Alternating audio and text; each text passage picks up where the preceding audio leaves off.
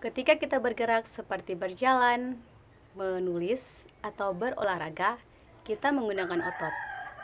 Otot bekerja dengan cara kontraksi dan relaksasi. Mari kita belajar lebih dekat tentang cara kerja otot. Otot terdiri dari serat otot yang tersusun atas banyaknya miofibril.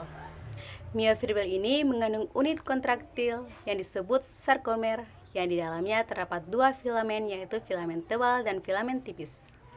Filamen tebal tersusun atas protein miosin yang garis tengahnya disebut dengan garis M, sedangkan filamen tipis tersusun atas protein aktin dengan garis potong yang disebut garis Z.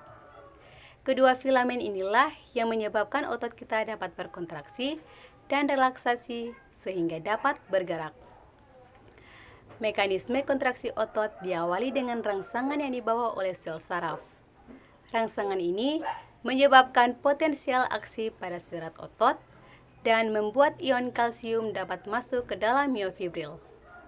Di dalam miofibril, filamen aktin dan miosin tidak dalam keadaan terikat, karena troponin akan mengunci tropomiosin sehingga daerah aktif terhalang.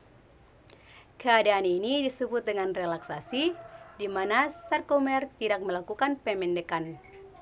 Ketika ion kalsium yang masuk tadi terikat pada aktin, troponin akan mengubah bentuk tropomiosin sehingga membuka daerah aktif dan miosin dapat terikat pada aktin. ATP akan berikatan dengan kepala miosin dan kepala tersebut akan berputar sehingga aktin bergerak mendekati pusat sarkomer atau garis M. Sarkomer kemudian pecah menjadi ATP dan P. Setelah itu, ATP yang baru akan berikatan kembali dengan kepala miosin dan menyebabkan kepala miosin kembali menarik aktin ke pusat sarkomer atau garis M. Dengan begitu, sarkomer akan memendek dan disebut sebagai kontraksi. Unit-unit sarkomer pada serat otot akan memendek bersama sehingga dapat menarik rangka dan menciptakan suatu gerak.